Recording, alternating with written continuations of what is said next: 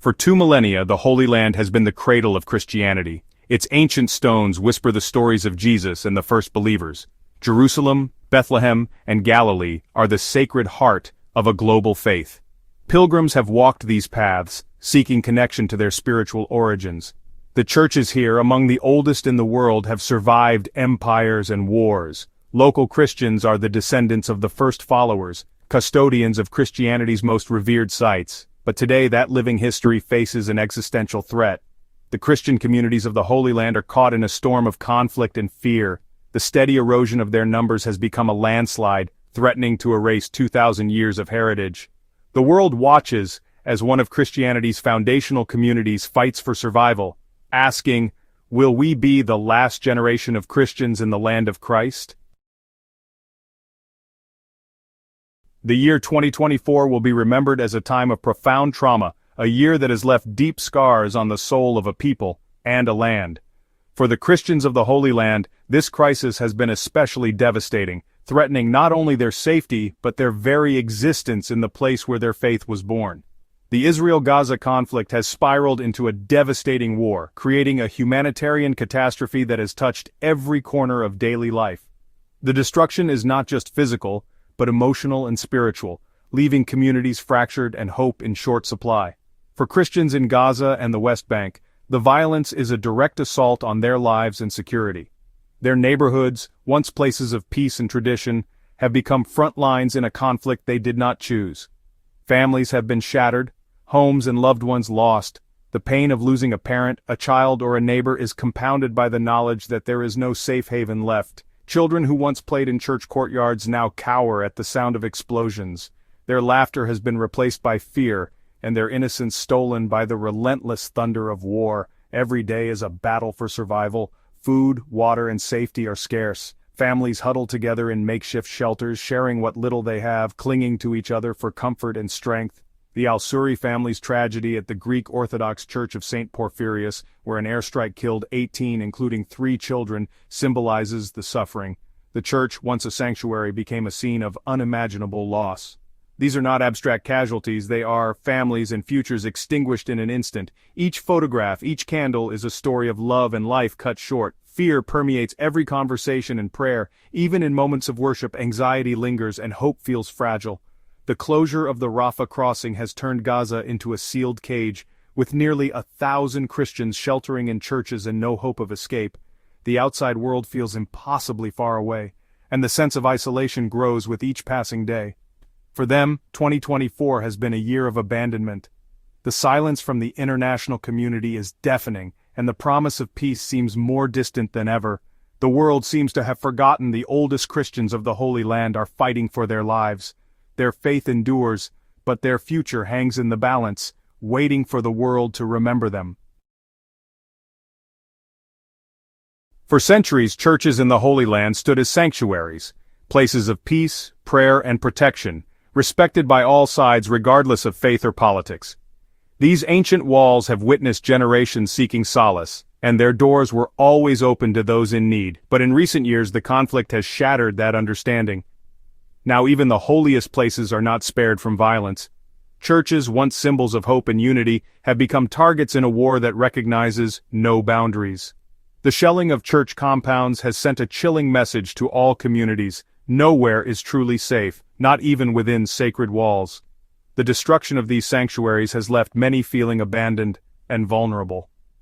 On October 19, 2023, a devastating airstrike hit St. Porphyrius Church in Gaza, one of the world's oldest Christian sites. The attack shocked the world and underscored the indiscriminate nature of the violence. Just weeks later in December, tragedy struck again. A sniper killed Nahida and Samar Anton at Holy Family Church, Gaza's only Catholic parish, as they sought shelter within its walls. These were not random acts of violence, they were targeted killings carried out within sacred sites, places that should have been inviolable. The violence did not stop there. Schools and churches, once safe havens for families and children, have been struck repeatedly. Civilians have been killed while seeking refuge, their lives cut short in places meant for sanctuary. The message is clear and devastating. Christian identity, or the sanctity of a church, offers no protection in this conflict. Fear and uncertainty now fill the pews where hope once flourished. places of worship have become scenes of death and mourning, leaving survivors to question not only their safety, but also their faith and sense of belonging.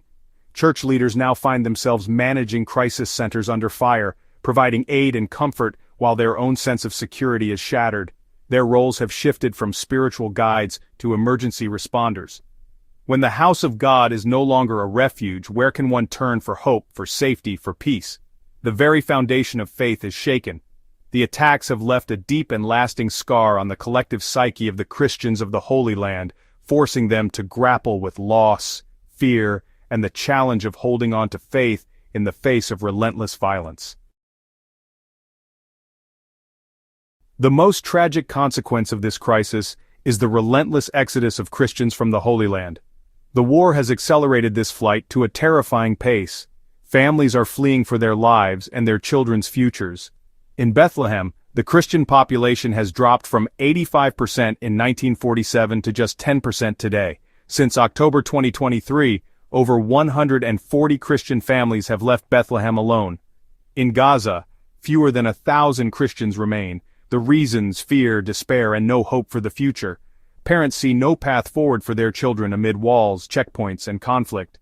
The decision to emigrate is an act of desperation. Church leaders plead with their flock to stay, but daily reality drowns out hope. The exodus is hollowing out the community, threatening the near extinction of Christianity in its cradle. The world is witnessing the potential end of a 2,000-year-old story, one family at a time. Bethlehem, once a symbol of celebration, is now a ghost town. Its economy, dependent on tourism for 70% of its income, has collapsed. The war halted international travel, silencing the city's bustling streets. In 2019, Bethlehem welcomed over 2 million visitors. In 2024, fewer than 100,000. Thousands of families, Christian and Muslim, have lost their livelihoods. Artisans' workshops are filled with unsold goods. Savings are gone. The city is encircled by walls and checkpoints, intensifying the sense of confinement. Economic ruin is fueling the Christian exodus.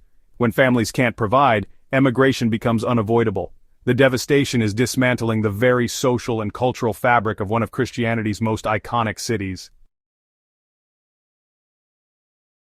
Amid crisis, churches have become vital centers for humanitarian aid. With international organizations struggling, local churches are the last bastions of hope. In Gaza, church compounds shelter nearly 1,000 displaced Christians, providing food, water, and medical care. Church leaders coordinate dangerous supply runs and offer spiritual support amid the rubble. In Bethlehem, churches are the city's social safety net, providing food, paying bills, and keeping children in school. Priests and friars work tirelessly to meet surging needs. But this role is unsustainable. Resources are finite and needs grow daily. Churches are spending reserves to keep families afloat, but cannot solve the systemic crises. They are a lifeline stretched to breaking point. Their efforts are a testament to faith, and a stark indictment of the world's failure to protect this ancient community. Christians in the Holy Land face not only violence and poverty, but rising religious extremism. Locally, conflict has hardened attitudes and empowered radicals on all sides. In the West Bank, Christians are squeezed between Israeli occupation and conservative Islamic factions. In Jerusalem, they face harassment from radical Jewish nationalists. Regional instability and attacks on Christians in Syria send ripples of fear. The rise of militant Christian nationalism in the U.S. adds another layer of danger, co-opting their symbols and making them targets. Local leaders fear this exported ideology will only fuel more violence and intolerance. The Christian experience in the Holy Land is not monolithic. Life differs starkly between Israel proper and the occupied territories. In Israeli cities like Nazareth and Haifa, Arab Christians enjoy relative stability and opportunity. In Bethlehem and Gaza, Christians face violence, economic collapse, and confinement. Israeli citizens have rights and protections. Those in the West Bank and Gaza do not. In Gaza, Christians are besieged, facing starvation and civil breakdown. This tale of three cities, Haifa, Bethlehem, Gaza, reveals a fractured Christian presence. While some celebrate Christmas in peace, others mourn or pray for deliverance in bombed-out churches. In mid-2025, the Christian community of the Holy Land issues a desperate plea to the world.